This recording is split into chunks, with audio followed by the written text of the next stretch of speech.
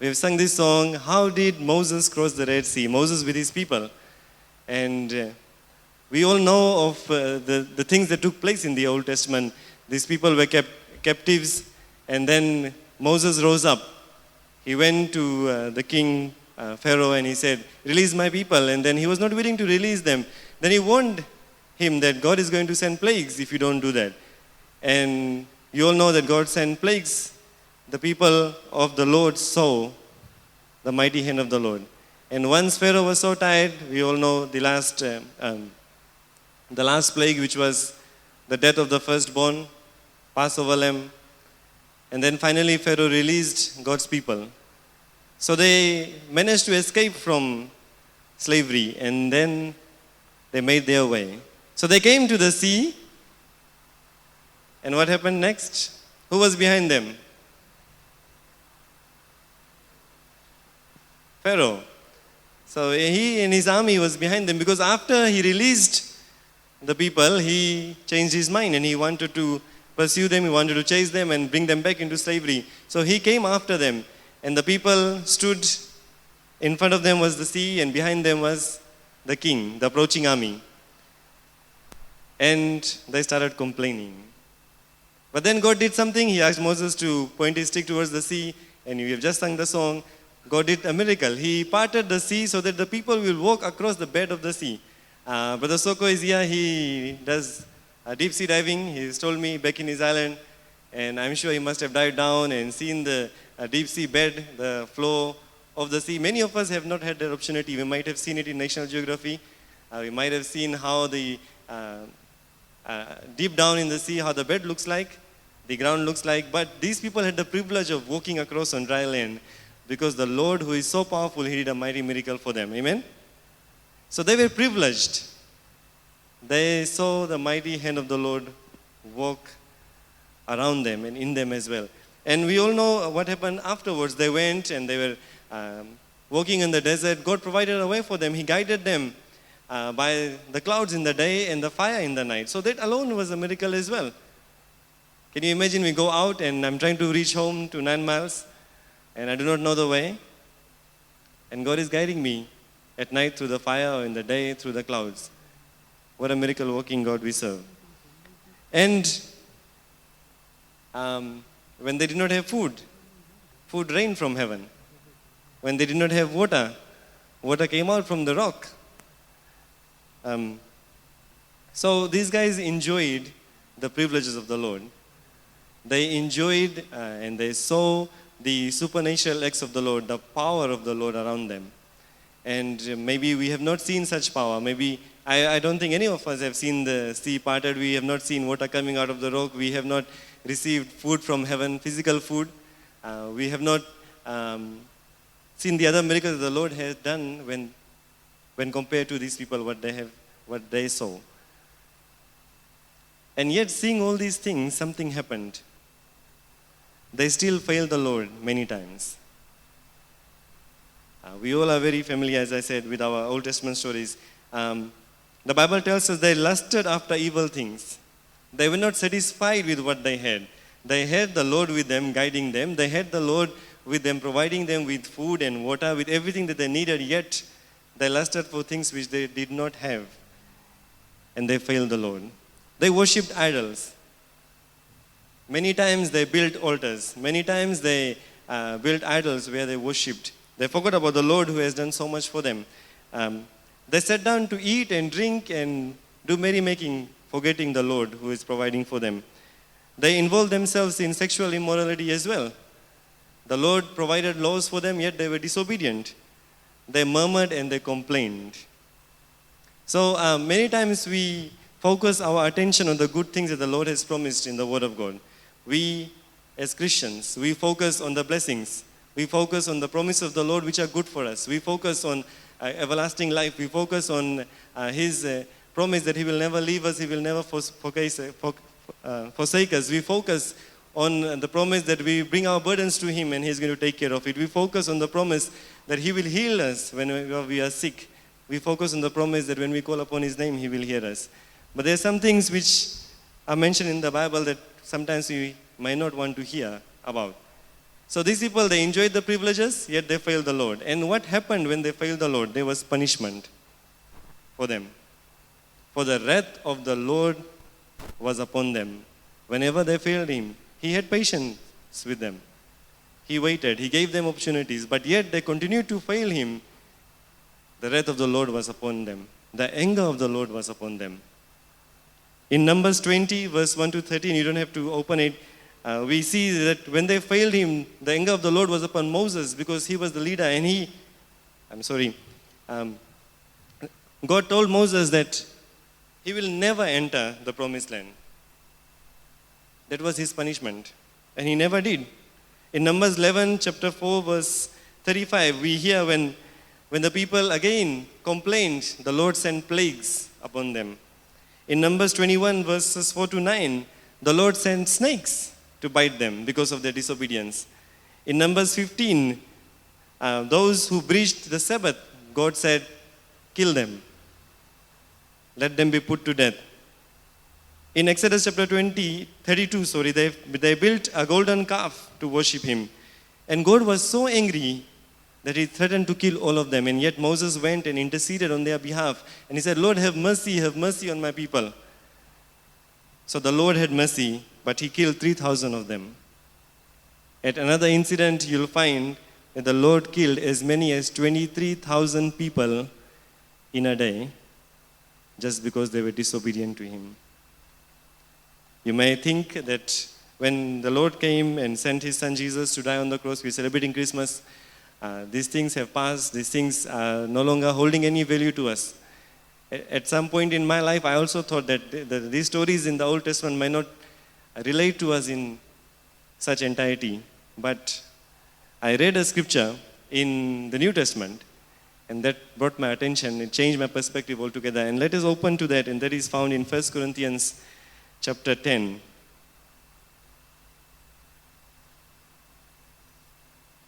And you'll see that this relates to us entirely, altogether, in totality. We do not focus on the punishment, we focus on the blessings all the time, but it is there for us. So I'll read from chapter 10, verse 1 onwards. Moreover, brethren, I do not want you to be unaware that all our fathers were under the cloud, all passed through the sea, all were baptized into Moses in the cloud and in the sea, all ate the same spiritual food, and all drank the same spiritual drink, for they drank of that spiritual rock that followed them, and that rock was Christ. But with most of them God was not well pleased, for their bodies were scattered in the wilderness. Verse 6, now these things became our examples, to the intent that we should not lust after evil things as they also lusted. Praise the Lord. So this is how it is related to us.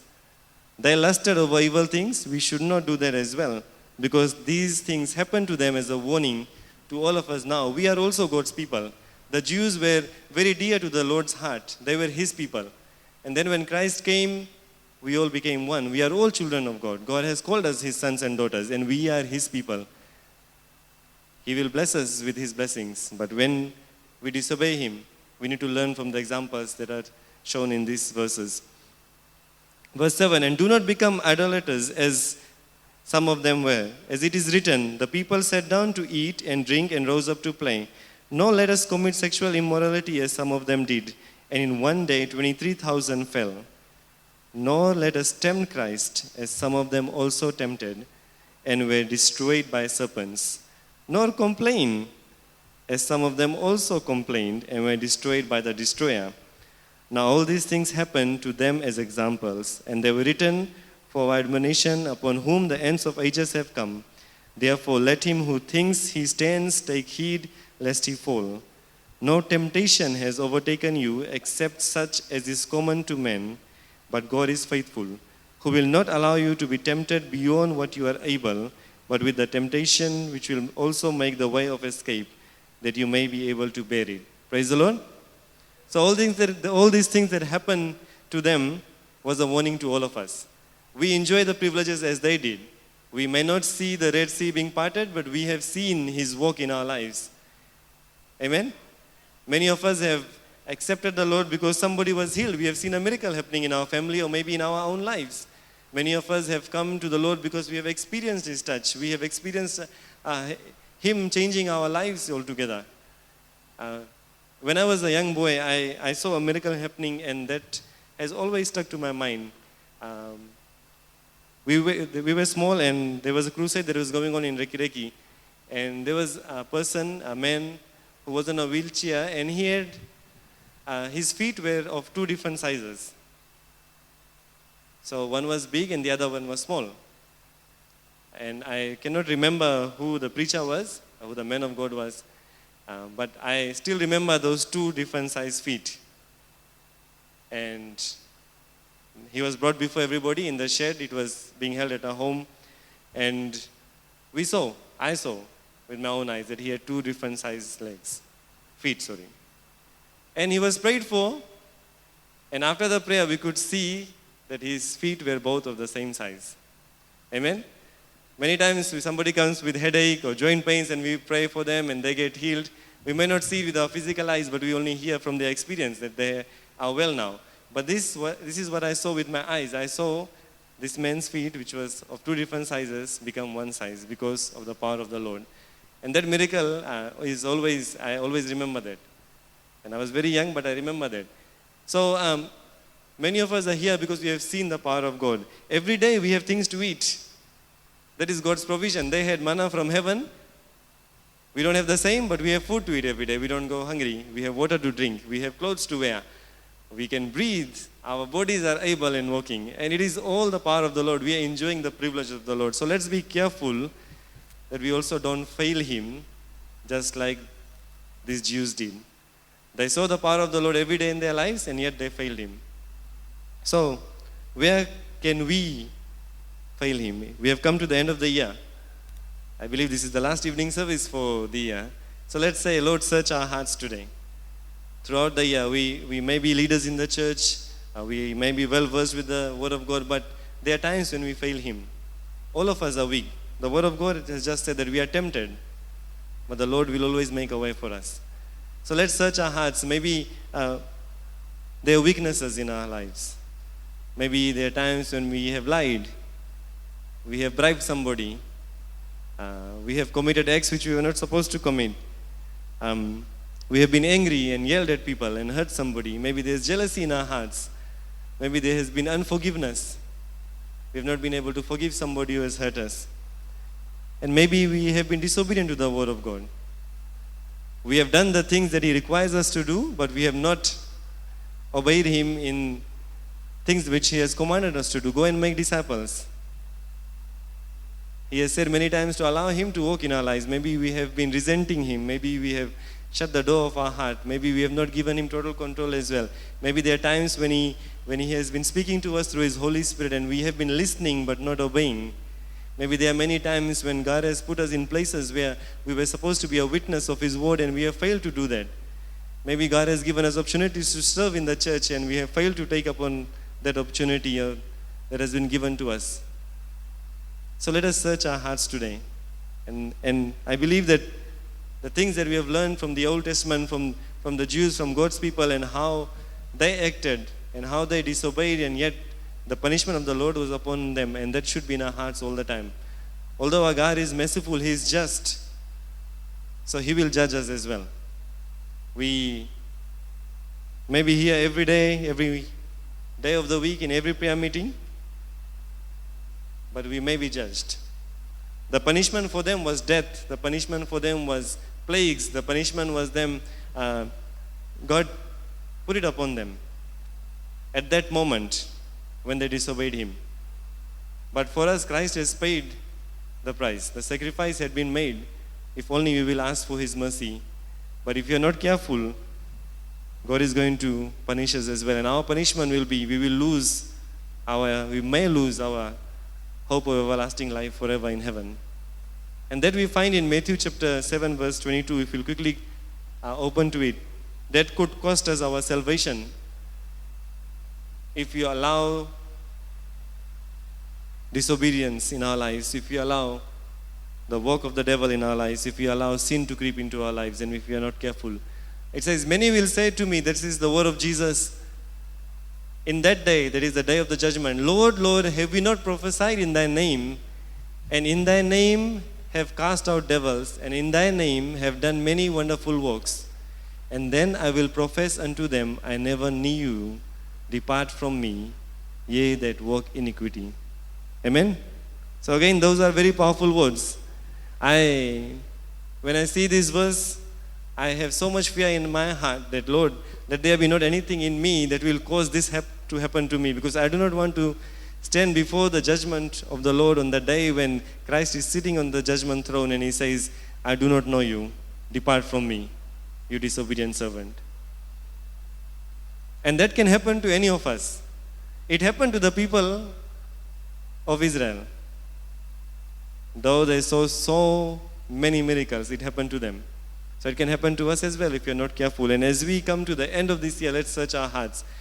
And let us be ready so that when we stand before the Lord on the day of the judgment, He's going to say, come to me, you faithful servant. Come to me, and there's love, there's peace, there's joy, there's everlasting life in heaven for you. I want to hear those words when I stand before Him. I hope that those are the words that you want to hear as well. So let's say, and the songwriter of this song sums it very well. It says, search me, O God, and know my heart today. Try me, O Savior, know my thoughts, I pray. See if there be some wicked way in me. Cleanse me from my every sin and set me free. Amen? And as I conclude, I hope that this will be your prayer tonight. That you will say, Lord, search me. Search me. Search me. And if we allow Him to search us, He will reveal to us the things which do not belong in our lives. He will reveal to us our weaknesses. He will reveal to us the places where we have failed.